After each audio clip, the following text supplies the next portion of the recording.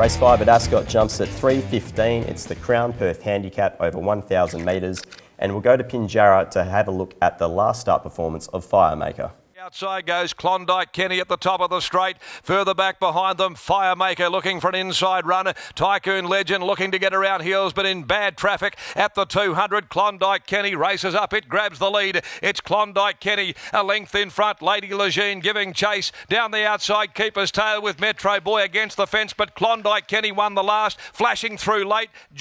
Firemaker's had two really good runs since coming back from a spell. It's been a bit too far back in both of those, but that is the horse's natural pattern. The wide gate's no issue here, as it will go back in the field, and it does need that bit of wind-up room. I'm happy to settle with this horse with the senior jockey jumping on board. If we have a look at the last two starts, it's really been attacking the line well, and that's after copying a bit of interference in both of those runs. I think with the wide gate, if it can flood down the outside, it can use that turn of foot and prove hard to beat. 6 is the second pick, D'Andes, who gets Dan Stake back on board. It should be able to find the front in this event, and it's just a tough on-pace galloper. If he can get the tempo right up front, Dan, he should be able to run D'Andes along at a good speed and prove pretty difficult to get past. Third pick is the 8, Fair Joy, who's had a really consistent preparation. He should settle in the first 4 or 5 runners and gets Willie Pike on board, so it ticks a few boxes for me. And then the fourth pick is the 9, Mylena, who I was keen on last start, but probably just got a little bit too far back. We see the blinkers go on, and potentially there's just a little bit less speed in this event, which might just bridge the gap between first and last runners. But we saw 2 starts ago, it used a superior turn of foot to just run on for fourth. I think it might be better suited in this event. The 2 on top for me, Firemaker, from 6, D'Andes, the 8, Fair Joy, and 9, Mylena. Race 6 at Ascot jumps at 3:53. It's the David Gray's AG Link Handicap over 1,200 metres. And we haven't seen this galloper in a little while, so we'll have a look at the last trial of Hard of Heart. Punching up in the centre there was Pixated. Gifted Warrior switches wider for the run. Going back down via the cutaway was Heart of Heart and Throwdowns at the tail. But the leader is Time to Trade. It's well clear. Time to Trade still out by about 4. Down the outside, Gifted Warrior and Heart of Heart making ground through along the inside, but they go to the line. Time to Trade wins second, Gifted Warrior third. It was a solid trial by Heart of Heart. It's having its first start for new trainer Lindsay Smith, and if the horse can live up to its looks, it should be running on really strong. Out of all of the horses in this event, it has the strongest personal best by some way. It's just a horse that obviously has a few issues, so if Smith's been able to iron those out, it should be pretty hard to toss.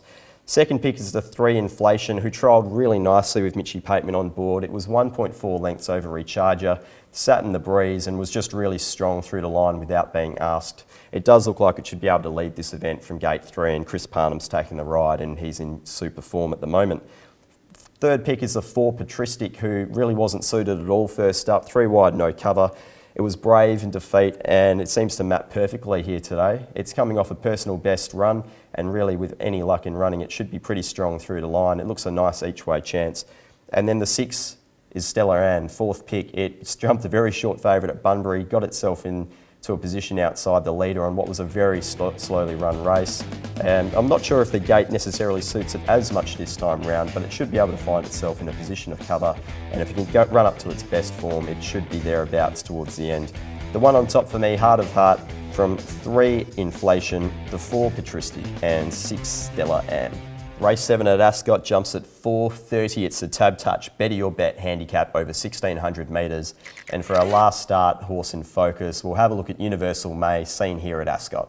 Sun tackled by Lord Ludlow, 2 in front now from Universal May. Wanted Desire having to switch back inside of those with Sky Atlas at the 150. Lord Ludlow on the outside, ranged up, joined 3 Sun down the outside. Universal May, but Lord Ludlow proving too good. Lord Ludlow won from 3 Sun. Universal May was well supported last start, got itself into a prominent position and was really strong through the line, running third behind Lord Ludlow, who just controlled the tempo on that occasion.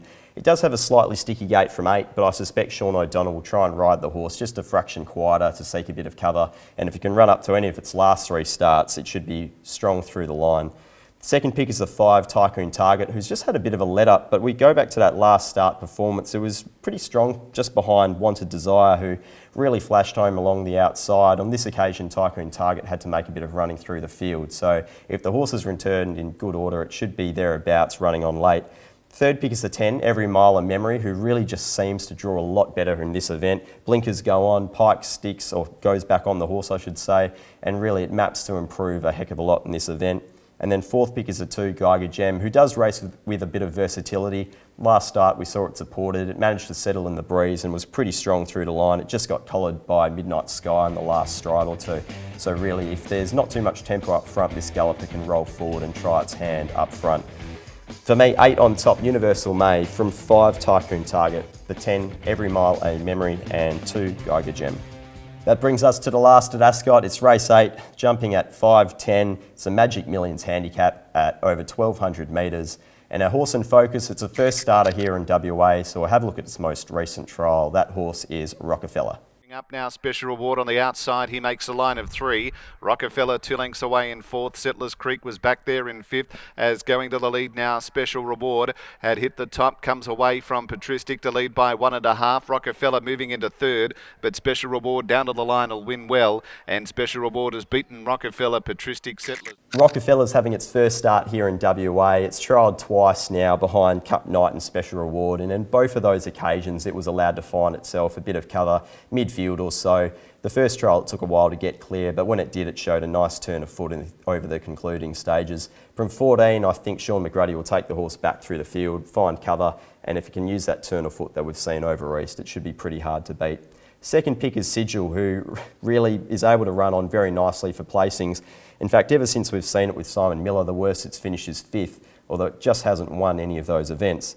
In the recent trial, we saw it settle 1 out, 1 back. It responded really well and managed to win that trial, but whether or not it can go one further on race day, that's the question. Third pick is the 6, which is Alta Solomor. It's coming out of 2 really strongly run races, and on those occasions, it's just got a little bit too far back through the field. Gate 6 looks a bit more suitable. Not sure there'll be as much pace in this event, but if it can find its feet and get a bit of clear running down the straight, it will be flashing home. And then fourth pick is the 7, Bell My Pago, who recorded the personal best last start at Pinjarra.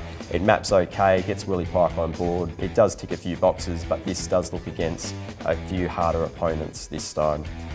3 on top, Rockefeller, from the 1, Sigil, 6, Alta Solomor, and 7, Bell My Pago. We'll take a look at best bets on the card at Ascot. Race 4, number 7, Doc Fryer is the first. Think it looks suited by this event, and if you can take that nice turn of foot we saw at Bunbury, it should be running home strong. And then race 8, number 3, Rockefeller. I've got to have something on this galloper after its impressive trials and bringing some strong Eastern States form. That's all for us here on the box seat. If you'd like to keep up to date with us at Perth Racing, keep in touch via our website or social media. Until Saturday's preview here on the box seat, I'm Pete Anthonys. I'll see you then. Good punting and go well.